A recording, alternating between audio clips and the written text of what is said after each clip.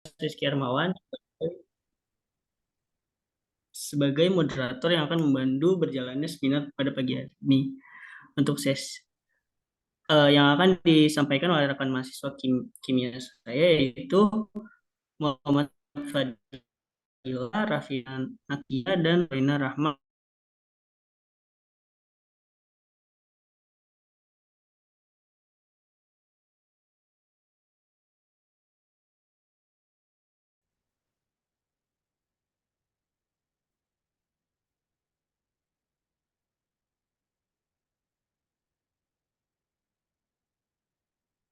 Ya, silakan.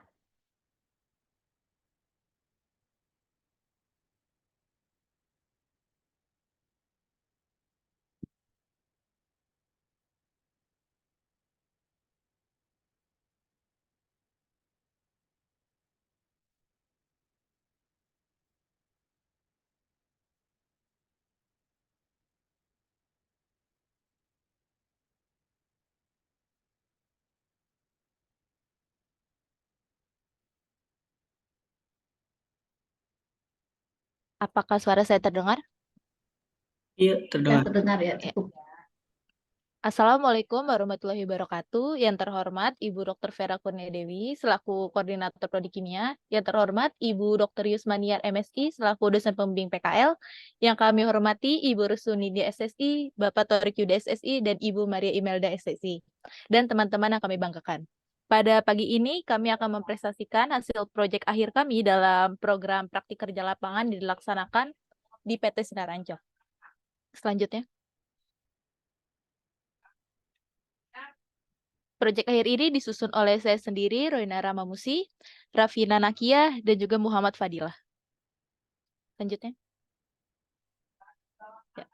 Latar belakang dari proyek akhir ini, pada zaman era globalisasi ini, seperti saat ini, menurut Kementerian Perindustrian Republik Indonesia, industri kosmetik merupakan industri andalan dari salah satu industri prioritas nasional sebagaimana tercantum di dalam Rencana Induk Pembangunan Industri Nasional.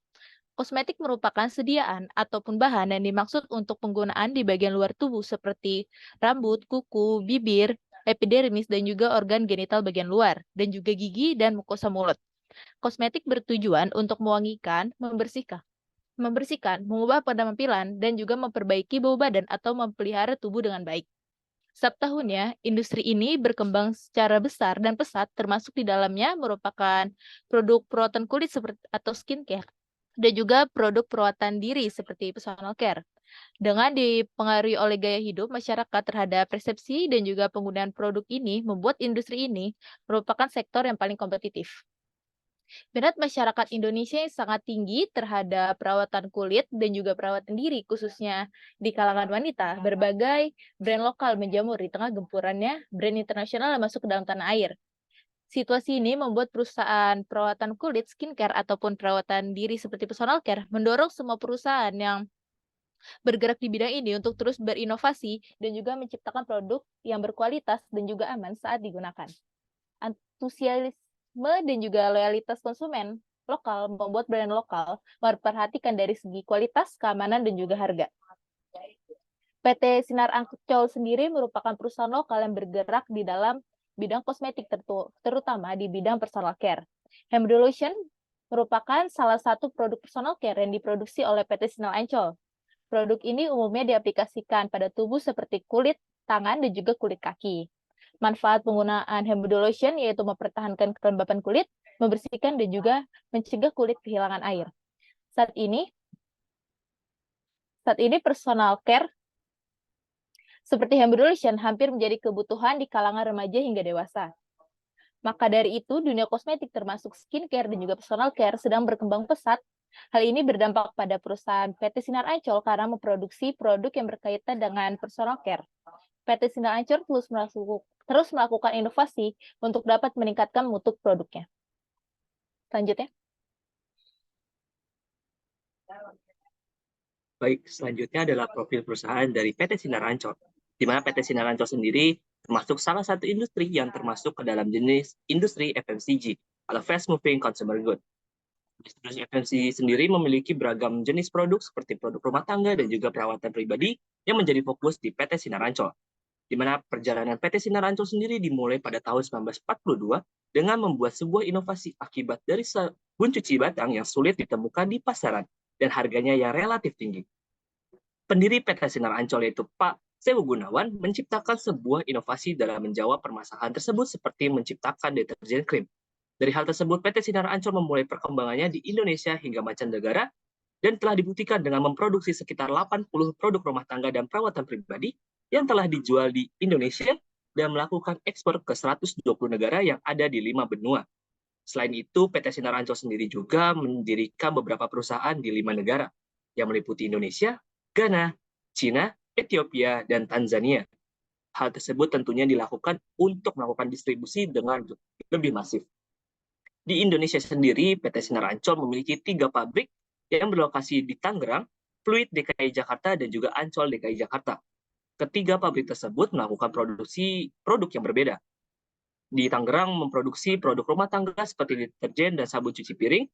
Untuk di Fluid memproduksi produk sabun mandi batang, dan juga untuk di Ancol atau Lodan memproduksi produk perawatan pribadi seperti hand and body lotion dan lain-lainnya. Selanjutnya. Dan selanjutnya merupakan struktur dari PT Sinar Ancol, terutama untuk Sinar Ancol di Lodan. Yang pertama itu adalah Head Business Unit, lalu di bawahnya adalah manajer sales dan juga manajer produksi, di mana manajer produksi sendiri membawahi beberapa bagian sebelumnya. Yaitu ada general leader dari produksi, lalu general leader dari teknik, dan juga general leader dari PPIC.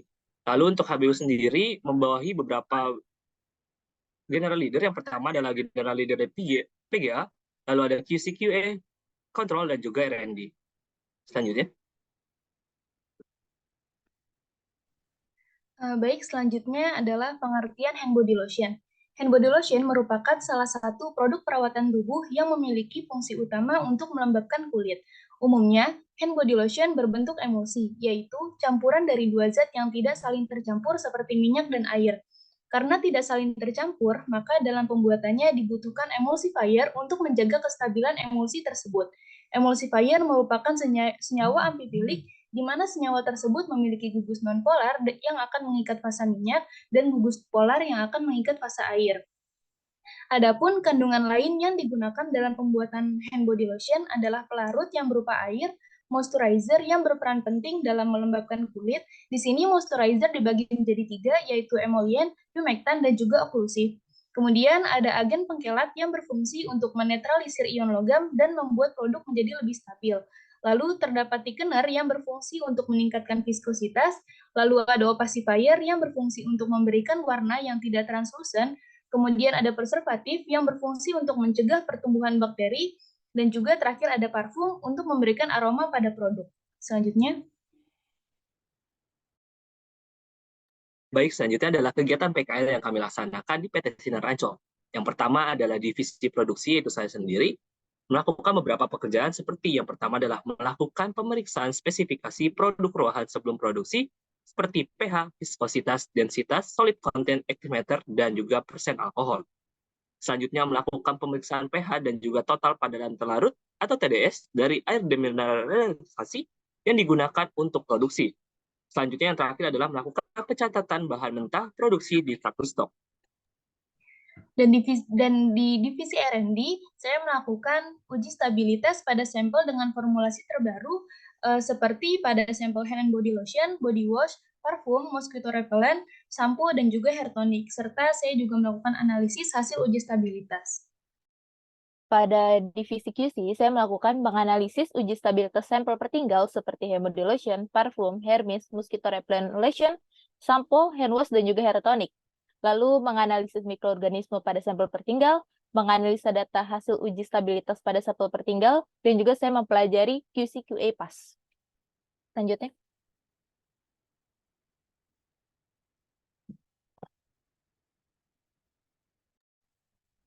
Selanjutnya terdapat laporan akhir saya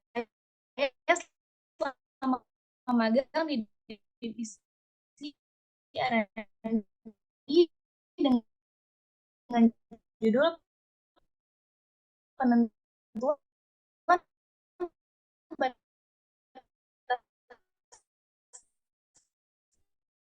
kadaluarsa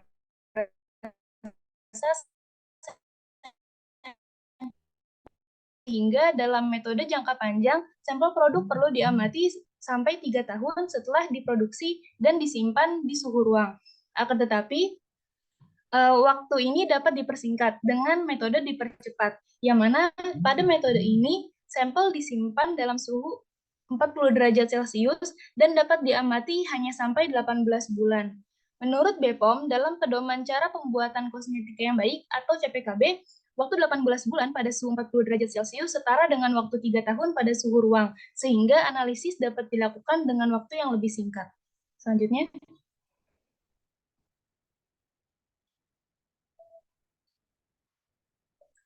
Dalam uji stabilitas hand body lotion, terdapat beberapa parameter yang perlu diamati, di antaranya adalah pH, viskositas, dan juga sifat fisiknya seperti bau, warna, tekstur, dan juga kestabilan emulsi.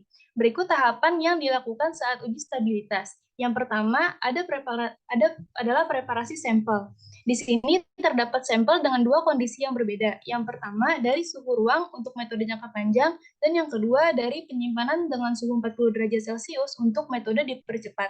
Selanjutnya, dilakukan pengukuran pH untuk keduanya, yang mana rentang pH hand body lotion yang memasuki standar perusahaan adalah 6-7. Selanjutnya dilakukan pengukuran viskositas, yang mana spesifikasi rentang viskositas adalah 1000 sampai 3000 CPS. Pengukuran viskositas harus dilakukan pada keadaan yang sama setiap waktunya, agar nilai yang didapat lebih akurat. Di sini pengukuran viskositas dilakukan jika suhu produk mencapai 28 derajat Celcius. Kemudian dilakukan pengamatan sifat fisik pada sampel hand body lotion Peony tersebut. Selanjutnya. Berikut adalah hasil uji stabilitas sampel selama 2 bulan. Dapat dilihat pada selama 2 bulan pH sampel masih berada pada rentang yang disarankan, yaitu pH 6-7. Dan untuk viskositasnya dapat dilihat bahwa terjadi peningkatan. Hal ini disebabkan karena viskositas akan bertambah jika produk mengalami aging atau penuaan. Akan tetapi, karena viskositasnya masih berada pada rentang yang sesuai, maka sampel ini dikatakan stabil. Selain itu, berdasarkan analisis sifat fisiknya, setelah 2 bulan sejak sampel pertama kali dibuat, tidak terjadi perubahan pada warna serta baunya. Teksturnya pun tidak terlalu kental atau cair, dan emulsi masih stabil atau tidak menunjukkan tanda-tanda separasi. Selanjutnya. Sehingga dapat disimpulkan bahwa sampel hand body lotion Peony belum menunjukkan tanda-tanda kadaluarsa setelah 2 bulan diproduksi. Uji stabilitas masih perlu lanjut hingga bulan ke-18 pada penyimpanan suhu 40 derajat Celcius agar penentuan batas kadaluarsa dapat dilakukan dengan maksimal. Selanjutnya. Baik, selanjutnya adalah hasil dari proyek akhir dari divisi produksi atau saya sendiri dengan judul ataupun tema yaitu adalah analisis spesifikasi produk ruahan face hand and body lotion. Di mana dari pengertian pertama adalah tentang produk ruahan, di mana produk ruahan sendiri merupakan suatu produk yang telah selesai dilakukan pengolahannya dengan tahap-tahap tertentu dan hanya memerlukan proses pengemasan sebelum menjadi produk jadi.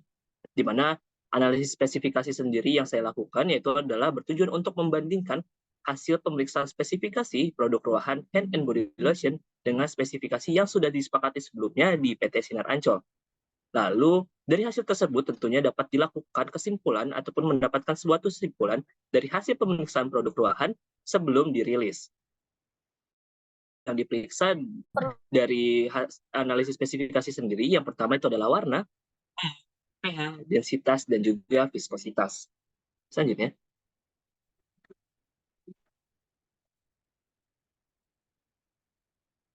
Selanjutnya adalah metode analisis yang saya gunakan dalam proyek akhir saya. Yang pertama itu adalah tentang preparasi sampel, di mana preparasi ataupun pengambilan sampel dari produk ruahan sendiri umumnya diatur oleh Peraturan Badan Pengawas Obat dan Makanan Nomor 31 Tahun 2020 tentang pedoman cara pembuatan kosmetika yang baik atau CPKB, di mana prosedurnya sendiri adalah dengan umumnya yang pertama adalah menyiapkan wadah sampel produk ruahan dengan yang bersih, lalu harus dilabeli terlebih dahulu. Lalu pengambilan alat harus juga dibersihkan dengan menggunakan APD untuk petugasnya, seperti jas laboratorium, sarung tangan, masker, dan hairnet, di mana ambil sampel harus dilakukan dari mesin reaktor. Selanjutnya adalah pemeriksaan organoleptik yang dilakukan. Yang pertama adalah untuk mengetahui perbandingan antara produk ruahan dan produk standar, di mana pemeriksaan ini dilakukan dengan terhadap beberapa parameter hand and body lotion. Varian yang saya ambil adalah varian yellow butter, di mana meliputi tampilan seperti tekstur, lalu ada warna, dan juga aroma dari parfum, di mana organoleptik produk kosmetika umumnya dilakukan menggunakan indera seperti penglihatan dan juga penciuman. Selanjutnya adalah pengukuran pH sampel, di mana pengukuran pH sampel sendiri dilakukan dengan metode yang umumnya telah digunakan oleh banyak perusahaan, yaitu adalah menggunakan pH meter, di mana harus juga memperhatikan hal-hal seperti kebersihan elektroda sebelum digunakan, di mana pengambilan data pH sendiri dilakukan dengan membilas elektroda dengan air hingga bersih dan juga dikeringkan dengan tisu secara hati-hati. Lalu dicelupkan pH ke dalam sampel dan ditunggu hingga pH menunjukkan angka yang stabil. Selanjutnya adalah pengukuran dari viskositas, di mana pengukuran viskositas hand and body lotion juga harus memperhatikan beberapa hal penting. Yang pertama adalah suhu, lalu pemilihan spindle, dan juga pemilihan kecepatan perputaran. Hal itu mengharuskan penentuan yang sesuai dengan spesifikasi alat yang digunakan, di mana PT Sinar Ancol sudah memiliki ketetapan yang sudah ada mengenai kevalitan dan juga data viskositasnya, di mana di dalam sampel saya digunakan spindle, yaitu spindle nomor 3 dengan kecepatan perputaran sebesar 50 rpm. Yang terakhir adalah pengukuran densitas, di mana pengukuran densitas sendiri menggunakan alat bernama pinometer, di mana sebelum memeriksa densitas sampel harus kita ketahui terlebih dahulu bobot pinometer kosong dan juga bobot airnya, di mana pengambilan data densitas dilakukan dengan memasukkan sampel ke dalam pinometer hingga penuh, di mana persamaan untuk mengukur densitas dengan pinometer adalah densitas sama dengan bobot pinometer dikurang dengan bobot pinometer kosong dibagi dengan bobot pinometer berisi air dikurang bobot pinometer kosong.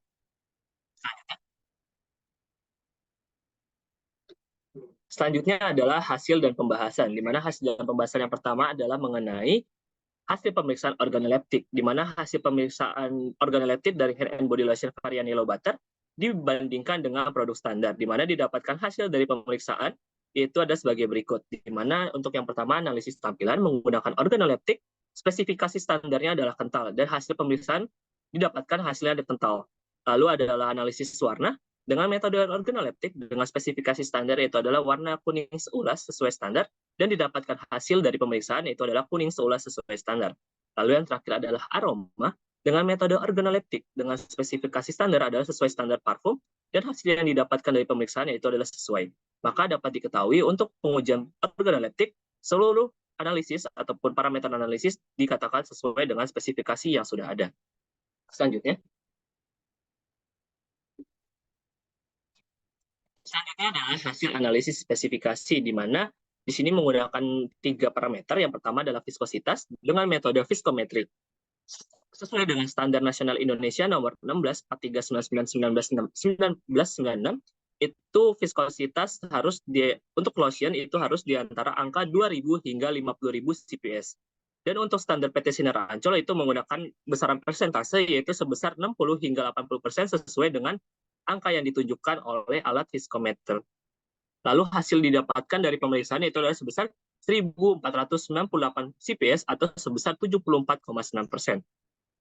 Lalu selanjutnya adalah untuk parameter densitas dengan metode pignometri untuk sesuai standar nasional Indonesia nomor 16 4399/1996 itu adalah sebesar 0,95 hingga 1,05 gram per mililiter. Dan untuk standar dari PT Sinar Ancol itu adalah sebesar 0,98 plus minus 0,01 gram per mililiter, dan didapatkan hasil dari pemeriksaan itu adalah sebesar 0,9822 gram per mililiter.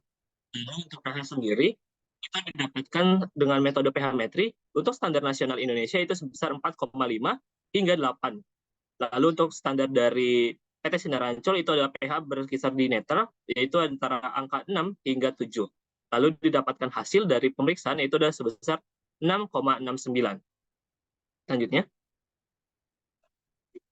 maka dari hasil di atas dapat kita ketahui dari beberapa faktor itu dapat dipengaruhi dari beberapa faktor yaitu ada seperti suhu, lingkungan, kondisi alat, dan sebagainya. Selain itu, pengaruh dari kondisi bahan mentah dan juga kondisi penyimpanannya memiliki pengaruh juga terhadap hasil pemeriksaan, di mana suatu viskositas pada hair and body lotion umumnya dapat dipengaruhi dari kondisi dan juga jumlah thickener yang ditambahkan. Sedangkan pH umumnya dipengaruhi dari bahan bakunya, itu salah satunya adalah seperti setil alkohol.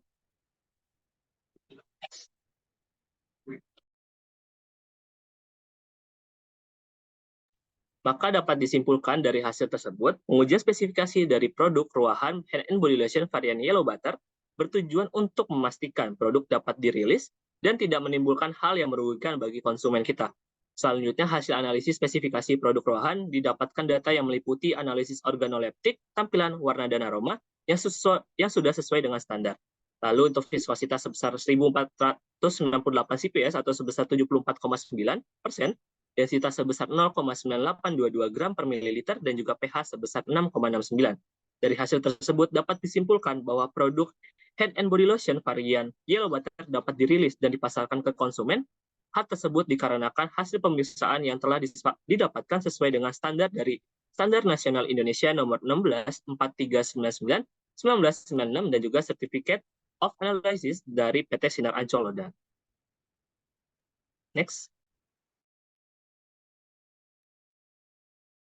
Selanjutnya, pada proyek akhir divisi QC dengan judul Analisis Sampel Pertinggal Kris Hair and Body Lotion, di sini saya melakukan uji stabilitas menggunakan sampel pertinggal. Sampel pertinggal atau written sample merupakan identitas yang lengkap mewakili tiap-tiap batch dari suatu produk, jadi setiap produk dengan formulasi yang sama.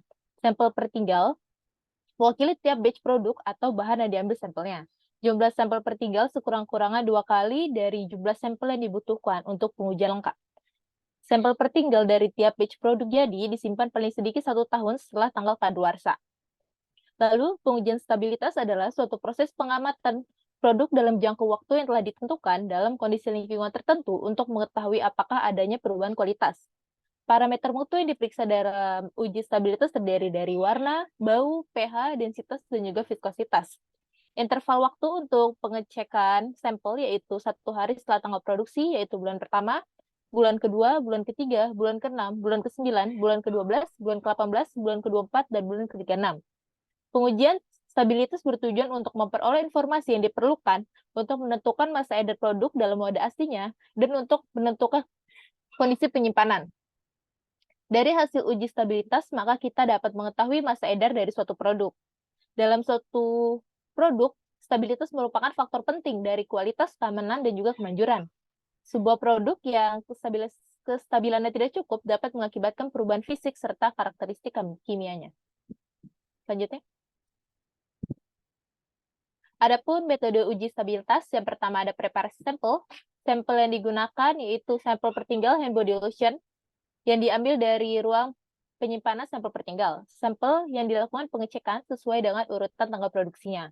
Selanjutnya dilakukan pengecekan pH. pH adalah suatu ukur untuk menguraikan derajat tingkat kadar keasaman dari suatu larutan.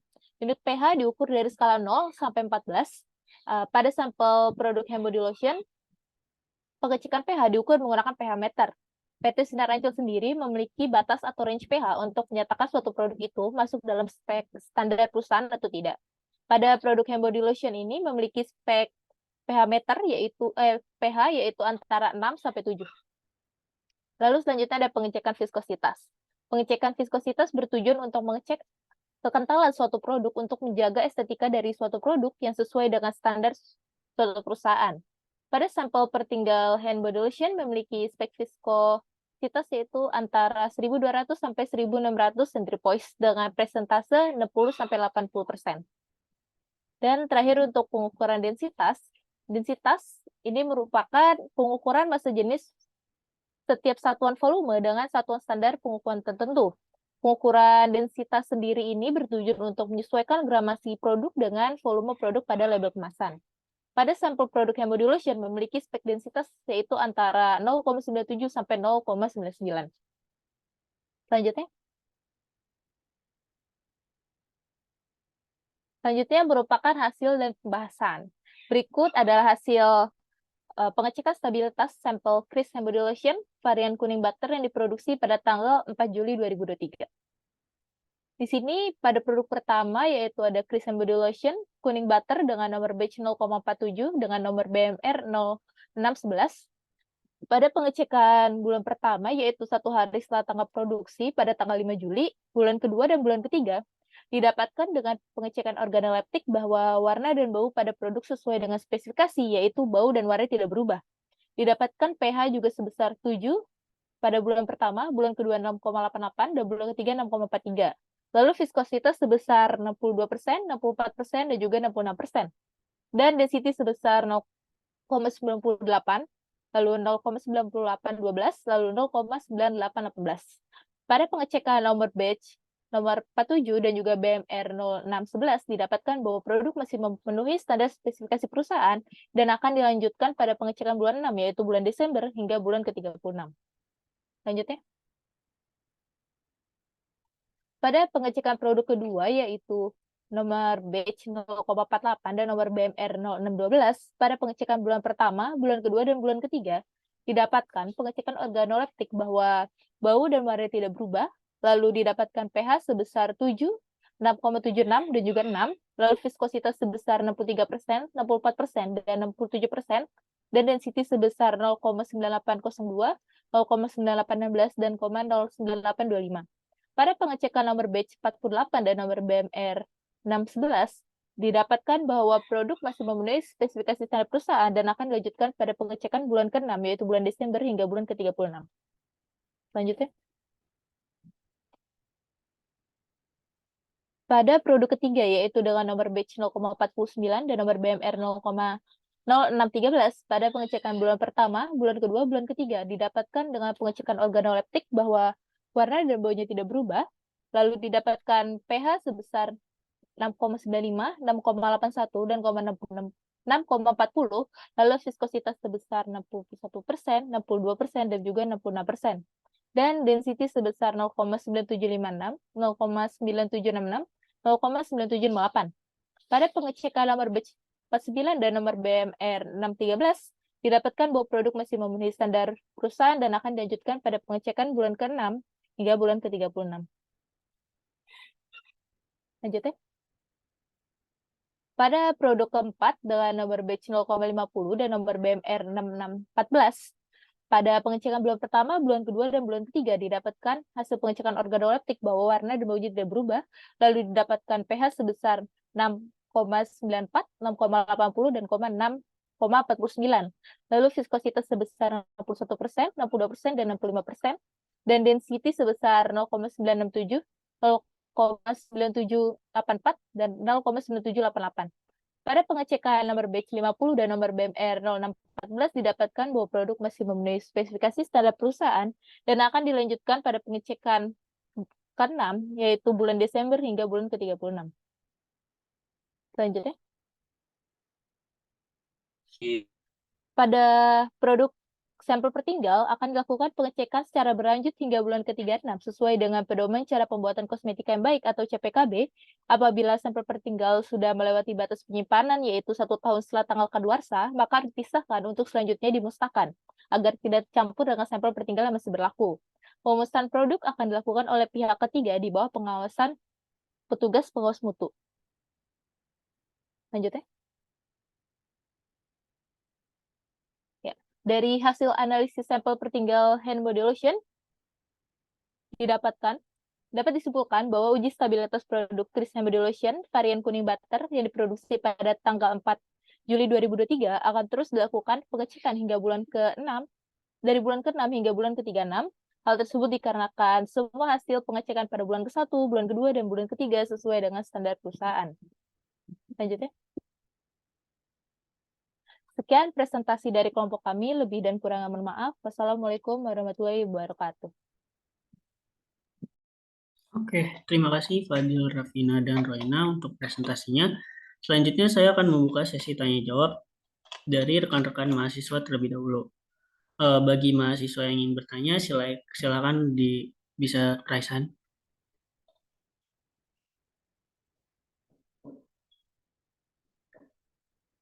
Iya, baik, bagus. Silakan. Oke, saya izin bertanya ke Fadil. Tadi untuk viskositas itu kenapa pakai spindle nomor 3 dan kecepatannya itu 50 rpm? Serta kenapa standar perusahaan itu harus sebesar 60 hingga 80%? Oke, baik. Terima kasih Agus atas pertanyaannya. Mungkin langsung aja dijawab, Fadil. Baik, terima kasih sebelumnya kepada Agus untuk pertanyaannya. Saya izin menjawab. Jadi kenapa saya menggunakan spindle nomor 3 dengan kecepatan 50 rpm? Yang pertama sesuai dari angka yang dikasih dari PT Sinar Ancol, yaitu sebesar 60 hingga 80%. Di mana hal ini menggunakan spindle 3. Kenapa spindle 3? Pertama dari seberapa kental dari sampel yang saya gunakan. Dan dari saya lihat sampel yang saya gunakan itu kan menggunakan suhu ruang itu cukup kental. Kenapa harus suhu ruang? Karena ya tentunya nantinya ketika produk ini sampai ke tangan konsumen, tentunya yang bentuk dari ataupun tekstur dari si hand body lotion ini kan tentunya sesuai dengan suhu ruangnya. Jadi yang sampai ke konsumen adalah bahan yang sudah mencapai suhu ruang, dan itu ketika saya lihat itu memang cukup kental. Dan kalau memang sekental itu menggunakan spindle nomor 3 agar mendapatkan angka yang sesuai. Lalu kenapa menggunakan kecepatan 50 rpm? Tentunya ini harus melalui beberapa percobaan. Pertama, saya menggunakan sekitar 100 rpm. Di angka 100 rpm ternyata masih menunjukkan angka di luar ataupun tidak menunjukkan angka. Itu biasanya kalau di alat viskometer itu menunjukkan angka E atau angka yang tidak keluar atau error datanya. Lalu ketika saya turunkan ke 60, ternyata masih di angka sekitar 85%. Dan itu tentunya masih di luar spesifikasi dari PT Sinar Ancol. Lalu ketika saya turunkan RPM ke 50 RPM, ternyata sudah masuk data yaitu sekitar 72,4%. Makanya saya menggunakan data dari spindle 3 dengan RPM sebesar... Kenapa, Bu?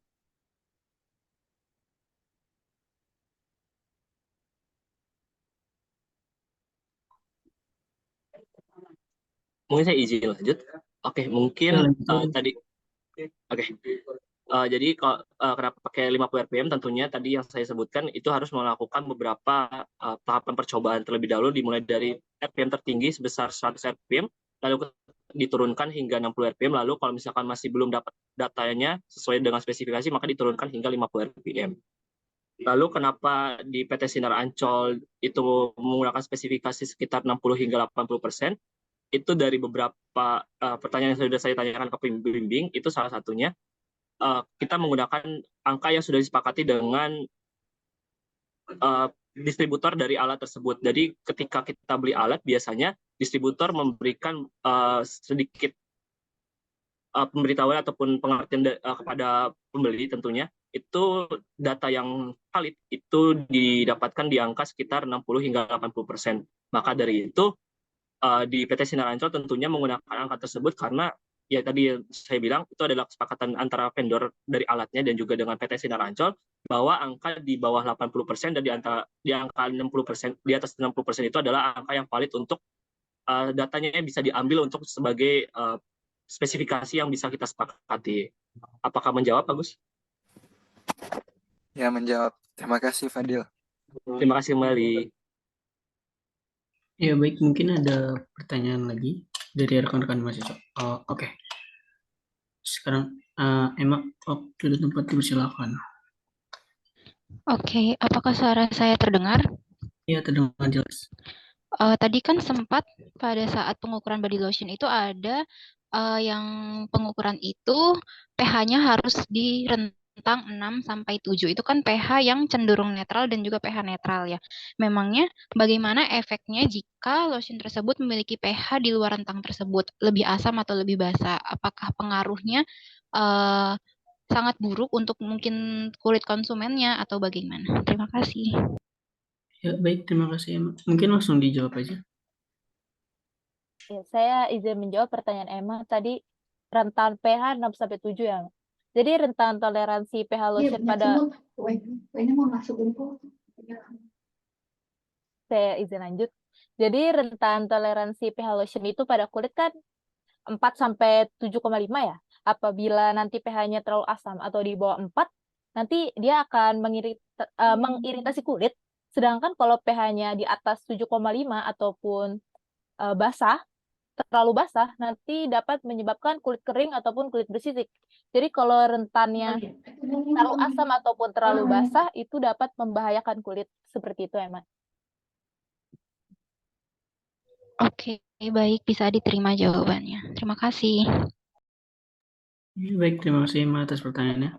Mungkin ada lagi yang ingin bertanya?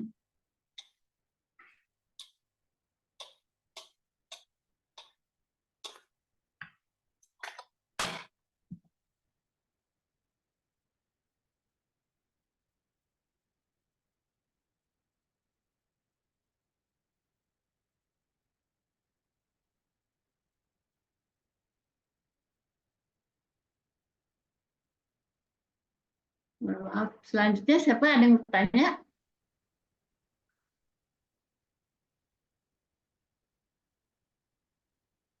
Iya.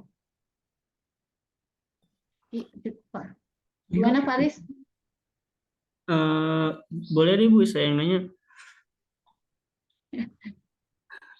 Saya izin bertanya, apakah uji stabilitas itu sangat diperlukan? Apakah boleh merilis produk baru tanpa melakukan uji stabilitas? Mengingat waktu yang dibutuhkan cukup sangat lama. Mungkin itu pertanyaan dari saya. Ya baik, saya izin menjawab pertanyaan dari Faris. Sebelumnya terima kasih atas pertanyaannya. Jadi menurut saya uji stabilitas itu sangat diperlukan, terlebih jika suatu perusahaan itu ingin merilis suatu produk yang baru, baik itu obat, makanan, atau juga kosmetik. Jadi sebelum diproduksi dalam skala yang besar, alangkah baiknya untuk mengurangi biaya yang dikeluarkan, baiknya dilakukan uji stabilitas terlebih dahulu untuk memastikan bahwa produk tersebut akan sampai ke tangan konsumen dalam keadaan yang baik untuk jangka waktu yang lama. Sehingga menurut saya jika merilis produk tanpa melakukan uji stabilitas itu akan sangat merugikan, terlebih jika terdapat komplain dari pihak ketiga, dan itu akan sangat menyulitkan perusahaan itu sendiri. Apakah menjawab, Faris? Oke, sudah menjawab. Terima kasih ya, Rafina.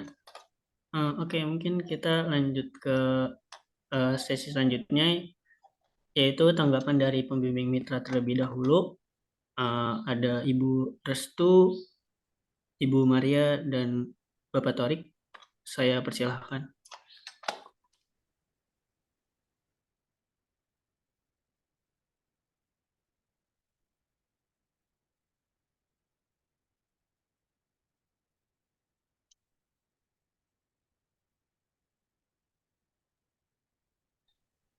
Ya, Ibu Restu. Apakah sudah terhubung?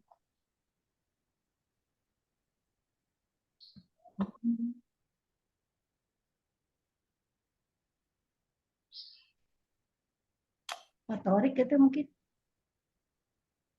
Ini Ibu Restu, mungkin Oh, ada bersu ya. suaranya masih belum ada, Ibu. Belum terdengar, Bu. Iya, Ibu belum terdengar.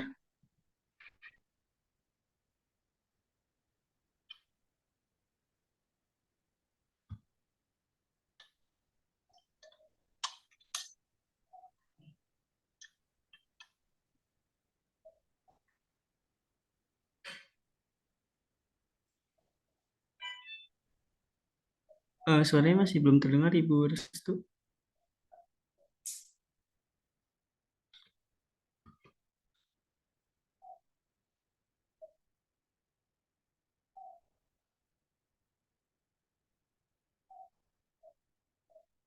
Oh iya, baik Ibu.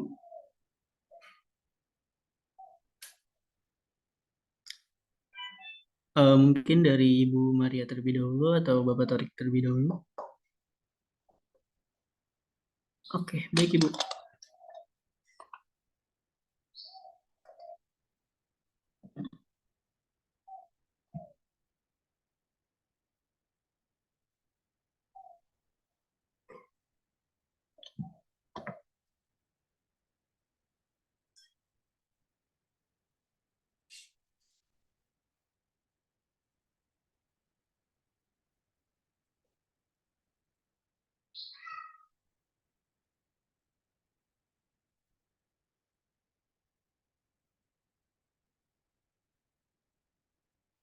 Halo?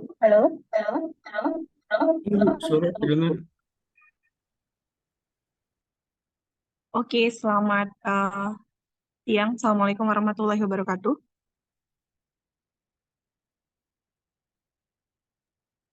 Waalaikumsalam. Warahmatullahi wabarakatuh. Mungkin kemarin yang di bawah saya langsung itu Rafina ya, untuk bagian stability di R&D. Iya. Walaupun karena ketiganya sebenarnya di alur yang berurutan antara R&D sama produksi kemudian QC, jadinya masih connecting ya. Kalau dari uji stabilitas tadi sih untuk melengkapi ya bahwa kenapa parameter-parameter itu di-set oleh perusahaan seperti pH-nya di 6-7, viskositasnya di angka yang sudah ditentukan. Itu lebih ke arah bagaimana kita mengeset kualitas dari produk yang ingin kita develop. Ke sana sih arahnya. Jadi viskositas itu kan kayak semakin tinggi, semakin kental, semakin rendah, berarti semakin encer. Itu pun sebenarnya variasi. Jadi kita mau developnya tuh ke arahnya mana? Apakah misalnya kita kayak pengen bikin lotionnya itu konsepnya milk, artinya kita bisa di konsentrasi viskositas yang lebih rendah. Artinya itu pengaruhnya ada di thickenernya. Kalau misalnya kita mau yang konsepnya lebih kental, kan biasanya di Indonesia itu customer tuh kalau dia kental berarti dia lebih konsentrat. Sebenarnya itu gimmick aja ya.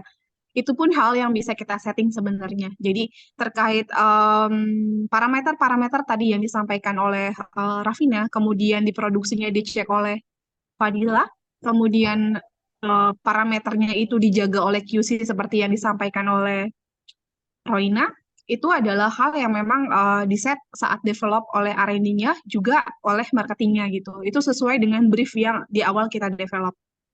Tapi memang ada beberapa hal yang sesuai dengan tadi SNI yang disampaikan oleh Fadilah ya. Beberapa hal yang memang seperti pakem, contohnya kayak pH. pH untuk kulit, badan, dan tangan, atau hand body lotion contohnya, itu memang sebaiknya di range netral. Tapi apakah boleh suatu produk itu dia ada di pH rendah atau tinggi? Tentu boleh, tapi tujuan penggunaannya atau jenis produknya berbeda lagi. Kayak misalnya untuk perawatan wajah, itu biasanya pH-nya itu akan pH yang cenderung rendah karena tujuannya adalah untuk peeling. Misalnya kayak whitening yang sekarang sering beredar di pasaran tuh, biasanya pH-nya akan di-set yang lebih rendah. Terus, kan dia pH-nya basah, biasanya itu untuk produk-produk cleansing ya. Contohnya kayak facial wash, body wash, terus ya dua itu ya, biasanya yang cleansing.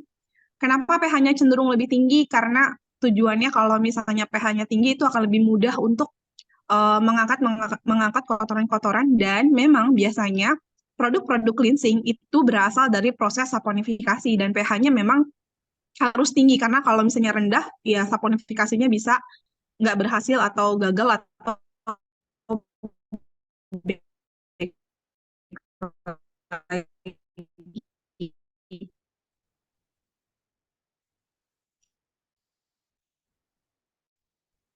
tapi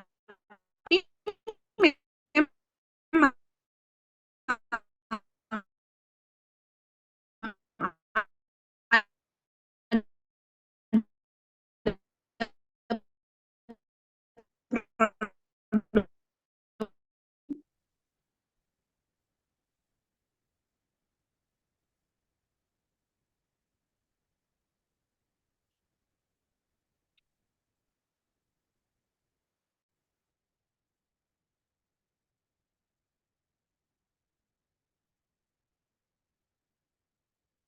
Apakah sudah terlihat?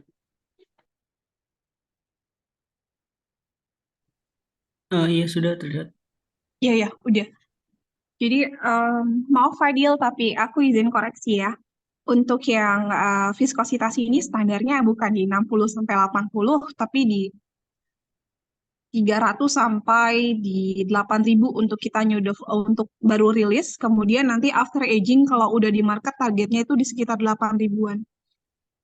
Bukan 60-80. 60-80 adalah validity pembacaan dari alat viskometer atau Brookfield-nya gitu. Jadi bisa lihat angka yang ada di hasilnya Rafina kayaknya. Jadi after spindle berapa, punya Rafina mana ya? Nah ini, punya Rafina kan ini bisa dilihat ya. Spindle 3, 50 RPM, ada viskositasnya, terus ada persen, 70,5, 82,7 ya. Ini adalah persentase validity. Jadi 60-80 adalah validity, di mana kalau validity-nya sudah angka 60-80 itu adalah angka yang biasanya kami ambil karena kita anggap akurat gitu. Clear, Fadil? Siap, sudah clear, Bu. Lainnya sih oke sih sebenarnya. Cuma yang tadi aja aku koreksi sebentar. Terus balik lagi ke SNI.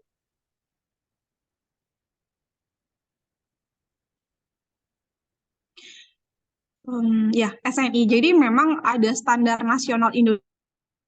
Untuk di Indonesia, kalau misalnya di beberapa negara pun ada beberapa standar-standar yang memang kalau kita mau ekspor itu ada standarnya sendiri. Contohnya kayak viskositas harus segini sampai segini, densitas juga. Nah, saat ngerilis itu, ini kan punyanya Fadil kan 1498 ya, 1400-an. Terus SNI-nya kan 2000. Ini adalah proses rilis yang kalau misalnya baru jadi. Jadi tipe untuk hand body lotion biasanya after aging dia akan makin lama semakin kental. Itu kita bisa lihat di datanya Rafina yang tadi. Jadi grafiknya tuh harusnya kalau dibikin grafik makin naik diskonya. Nah, apakah produk itu harus sesuai dengan SNI? Kalau misalnya pada akhirnya saat kita develop dan juga di lapangannya sih ya sebenarnya kadang-kadang banyak juga yang tidak sesuai dengan SNI, tapi bukan berarti itu tidak bagus. Contohnya, untuk produk hand body lotion ya entah SNI-nya yang memang belum segitu update-nya, mungkin perlu diupdate lagi. Contohnya untuk pH. pH itu kan kadang ada yang 6-7, ada yang 4,5-8, bahkan ada juga yang bisa di 3,5 sampai di 5. Apakah itu buruk? Ya, tidak juga. Karena ada penyesuaian-penyesuaian lain dari si raw material lain yang menyeimbangkan. Kayak contohnya misalnya di SNI untuk body wash, TFM-nya dia atau total penyabunan, total fattimeternya itu misalnya minimal harusnya 20. Tapi ada juga produk yang TFM-nya bahkan hanya 5. Bukan berarti jelek, tapi memang dia memakai surfaktan yang bukan penyabunan. Tapi bukan berarti itu jelek dan tidak sesuai dengan SNI sih. Jadi kayak gitu. Untuk produk-produk personal care kadang memang ada yang bergeser dari nilai-nilai atau angka-angka spesifikasi SNI, tapi bukan berarti itu bagus selama guidelines-nya adalah sesuai dengan aturan-aturan yang sudah dibuat oleh BPOM. Kita kan validasinya dari registrasi, kemudian mereka evaluasi spesifikasinya, dan juga proses produksinya tadi yang sudah disebutkan oleh Roina CPKB ya.